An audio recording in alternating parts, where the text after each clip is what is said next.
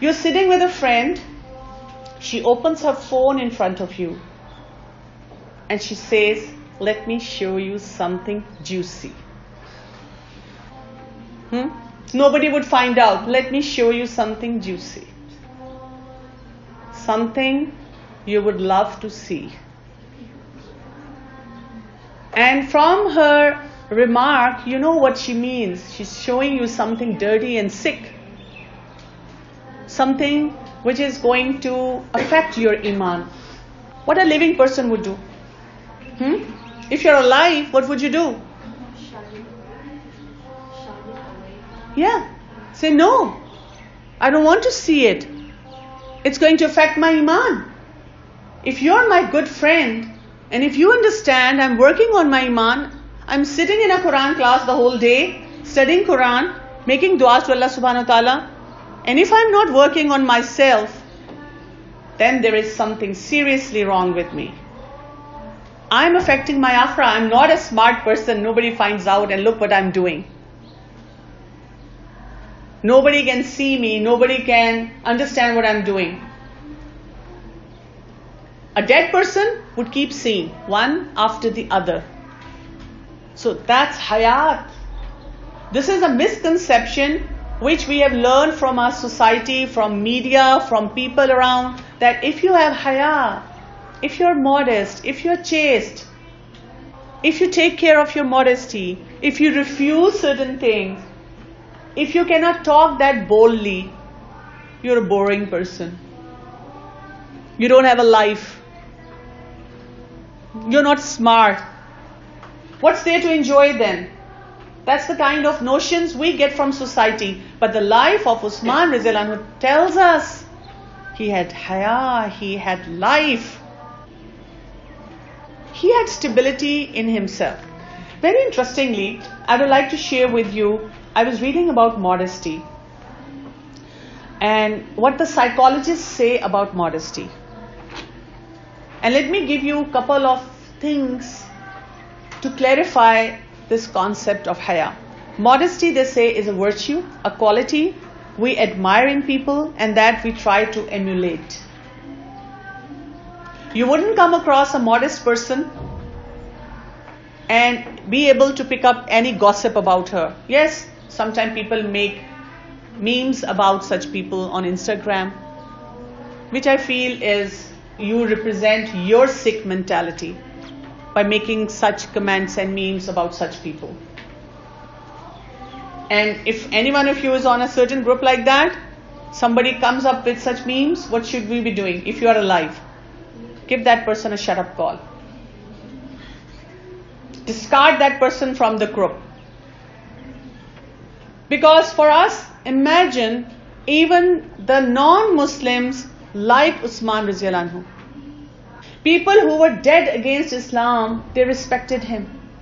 And that's what the psychologists say. If there is a person who has modesty as a virtue, we want to be like them. The problem with us is that we are sucked in by the peer pressure. From inside, we want to be like them. That's why we are confused. We sit in a Quran class, we promise ourselves I'll do it. When we go in the regular gatherings, we are sucked in by that pressure, the peer pressure.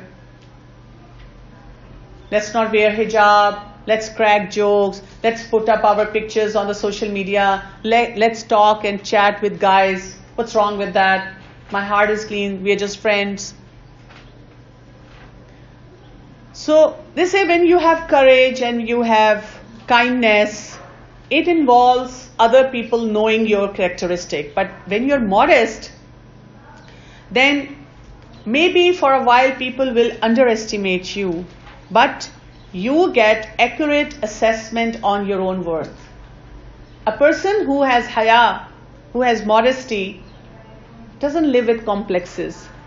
I will look horrible in my hijab. I will not be accepted somewhere if I don't talk dirty. You don't live with that notion. You are happy with yourself. If people don't accept me like that, I'm fine, I'm still happy. I don't want to hang out with that kind of crowd. I don't want friends like that.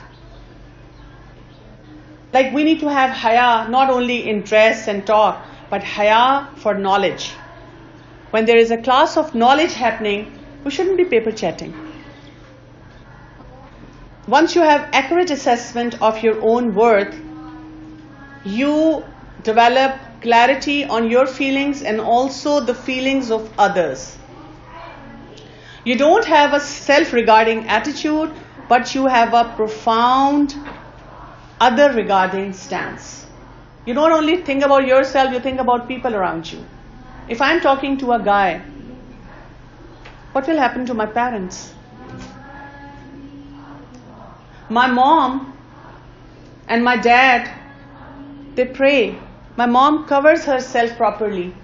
When I walk around like this, what kind of things people say about my parents tarbiyah? The things I'm doing in my classroom and my teachers find out, wouldn't it look bad? I'm coming from such a respected family.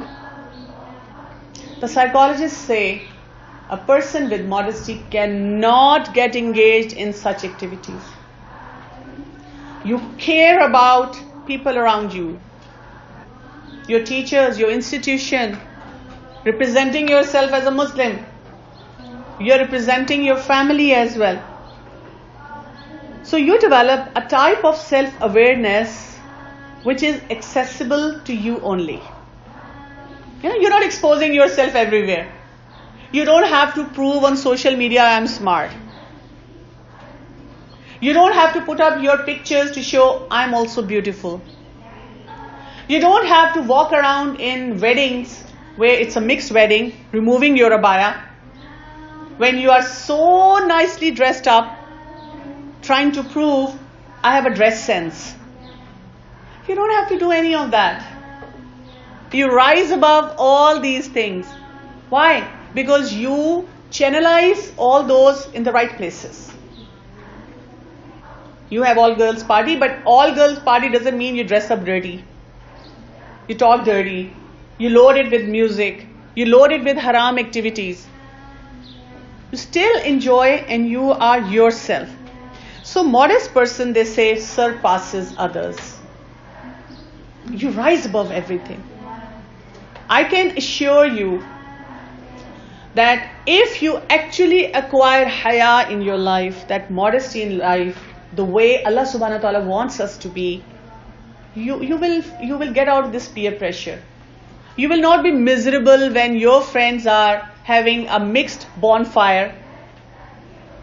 Either you're not getting permission to go there, or you yourself initially decided you won't be part of this, but you're sitting at home and crying your heart out.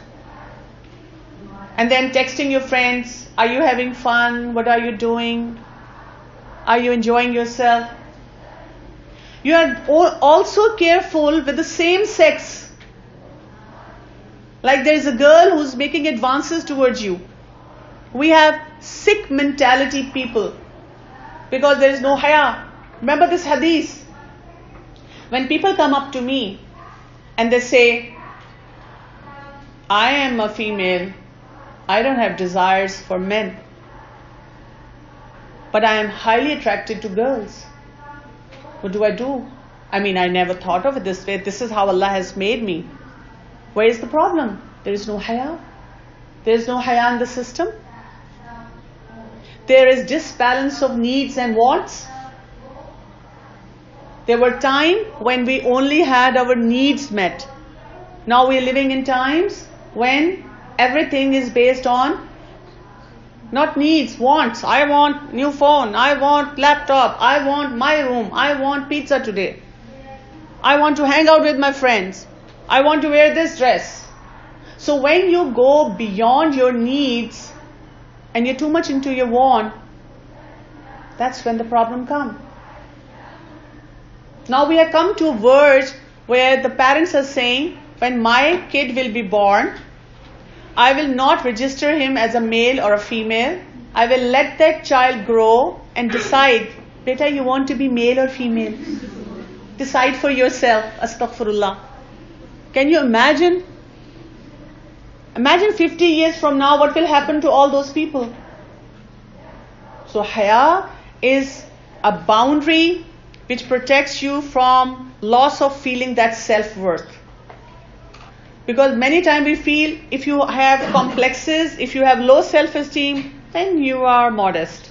No, a modest person has the self-worth, doesn't have to prove it to anyone. What's the benefit of that? If you have haya, you will be able to cope with all sort of anxiety.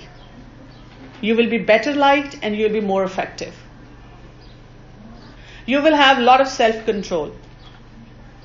A girl sitting next to you is giving you her phone, sharing a certain site with you, sharing a certain number with you, trying to teach you something which is, is immodest.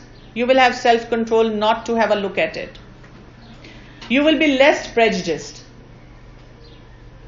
You wouldn't fall into the trap of negative feelings. You will have better relationship with the people around you. Just pretend to have haya. If you cannot have it right now, all the things, for 1 week try it out, 100% haya. And then feel the difference in how your parents and family members will treat you. So safeguard yourself. How do you do that? Number 1, you cultivate a modest attitude. Accept modesty and immodesty as they are. You're struggling, you have many things to catch on. Let's say you had been going on a totally different path, and you realized when you started studying Quran that it's not right. I have to get out of it.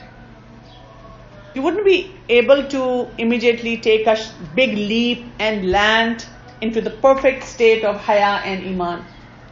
Every day you need to be taking baby steps. But every day when you do something which is immodest, don't justify it. Say this is immodesty. This is behayai. This will take me towards hellfire. Because unless you accept it yourself, how will you change? Like girls, when they are in the places where they're guys and they're just wearing their headscarf and their dress is looking very nice and the guys will also be attracted, at that moment you need to tell yourself, one day I have to wear an outer covering as well in front wherever they're guys. And that outer covering should be hiding, should be preserving my haya.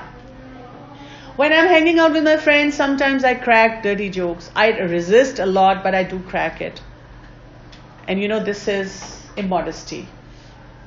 And it will take me towards hellfire. When you're watching a movie, don't just enjoy it, telling yourself, after all, I'm a human being, I need a break. Tell yourself, okay, I'm watching a movie because I'm taking baby steps. I have to go to that spot, inshallah, one day. Right now I'm watching it, but this will affect my haya. Throughout the movie, keep telling yourself, this will affect my haya. This is going to affect my self-worth.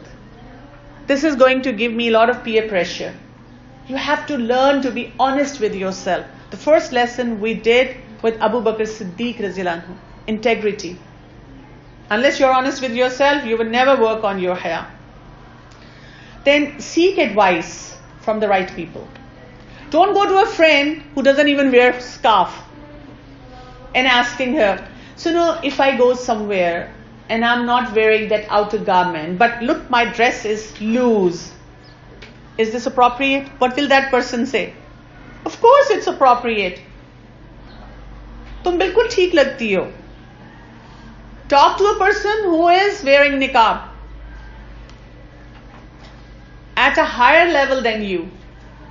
If you have a friend who's watching movies and you also watch movie and you tell her, sometimes I get so tired, I feel like watching movie. My friends, they watch like 10 movies in a week. I only watch once over the weekend. And I also skip the dirty parts. ठीक कर रही हूँ ना मैं. What will that girl say who's watching 10 movies? She'll say, of course. तुम बिल्कुल ठीक कर रही हो. It's okay. She will give you a pat on the shoulder.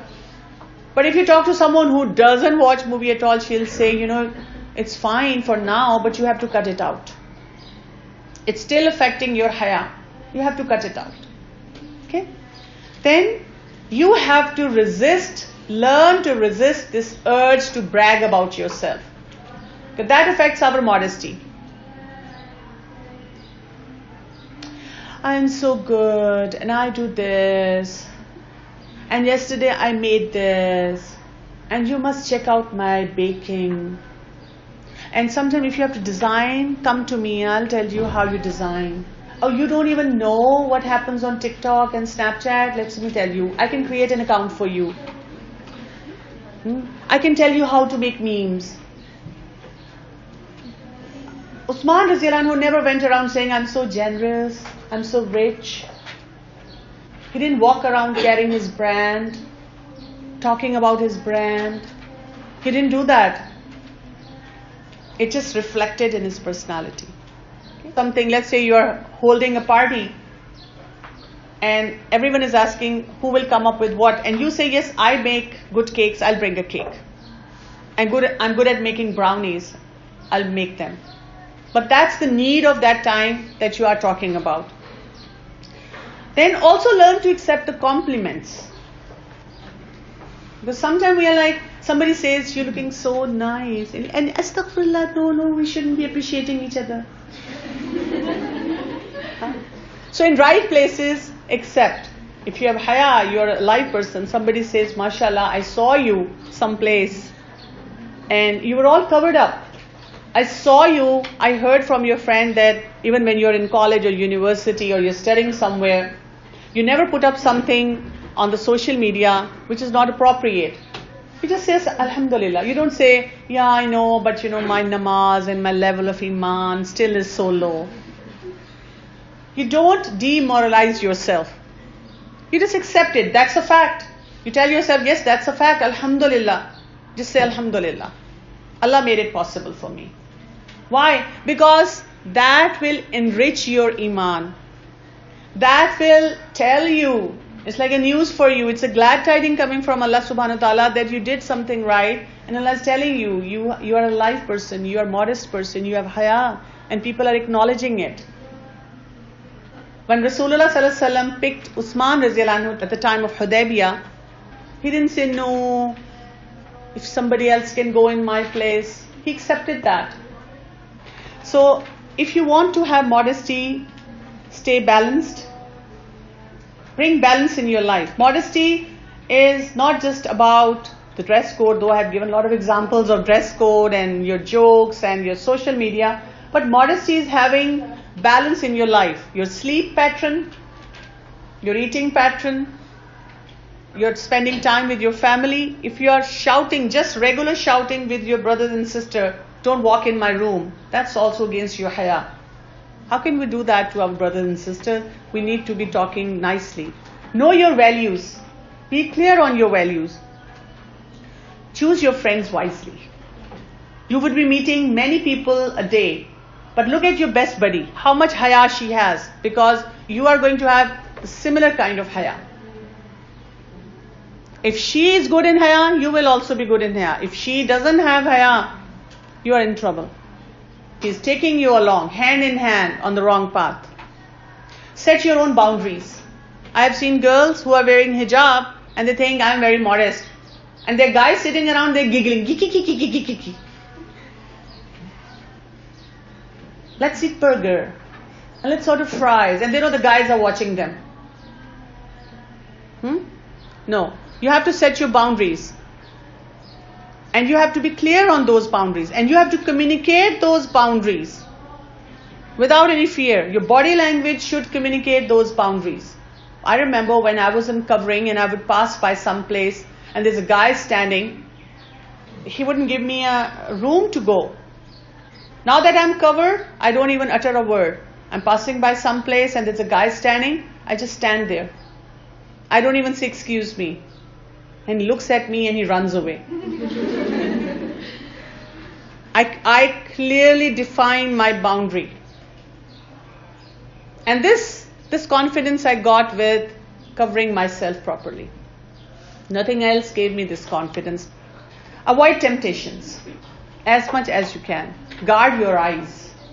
And get up when you fall. There are going to be moments when you did something and you realize this was against modesty, this was against haya.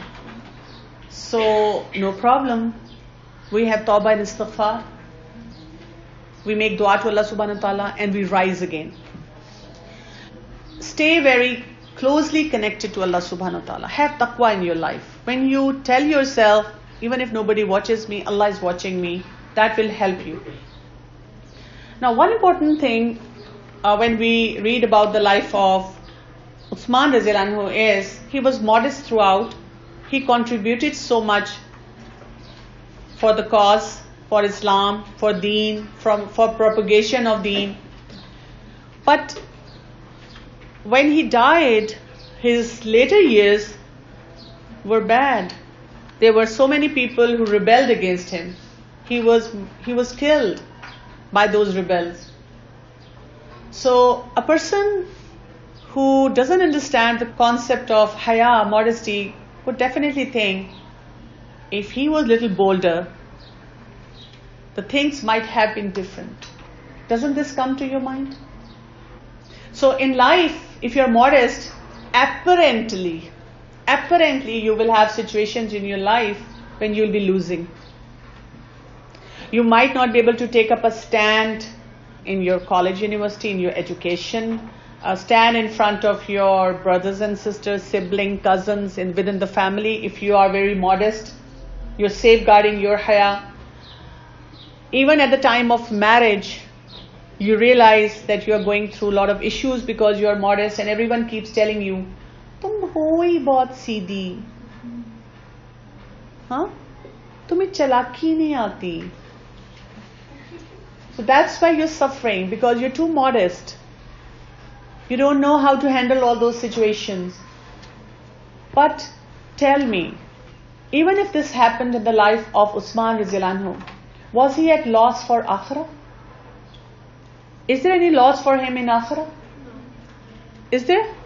No. He was among the Ashra Mubashara, the people who were given glad tidings for Jannah. He got the titles. We still remember him. He is a living legend for us. So remember, even if people keep telling you that all the problems that are coming up in your life, because you are just safeguarding your chastity, your haya, you're still not at loss from the perspective of Allah subhanahu wa ta'ala. So this is one message that we need to work on. Okay? Says that if I want to start covering my face, it is difficult. How do you do it? One important thing is the mindset. You start working on your mindset. Start thinking here, I have to cover, I have to cover, I have to cover. As I said, call modesty, modesty, and call immodesty, immodesty. Then, in all the situations where you feel you can do it and you're feeling uncomfortable, start from there. People will tell you you're a hypocrite, you're covering in few places and other places you're not covering, but it's okay. You're taking baby steps towards it. Like when you're going to Itwar Bazaar, Jummah Bazaar with your mom, cover. Nobody knows you over there. So you won't be embarrassed. In all those places where you can cover, you start covering. That will give you courage to cover. Then you take another step, start covering in all those places where you're dressed up, where you're wearing full makeup. Start covering over there. Where you feel there is fitna, start covering over there. And ultimately you will feel, you realize that you have gathered enough guts and enough self-worth on doing it in other places too. Okay, Subhanakallahumma wa bihamdika ashhadu an la ilaha illa anta astaghfiruka wa atubu ilayk. Assalamu alaikum wa rahmatullahi wa barakatuh. Wa alaikum assalam wa rahmatullahi wa barakatuh.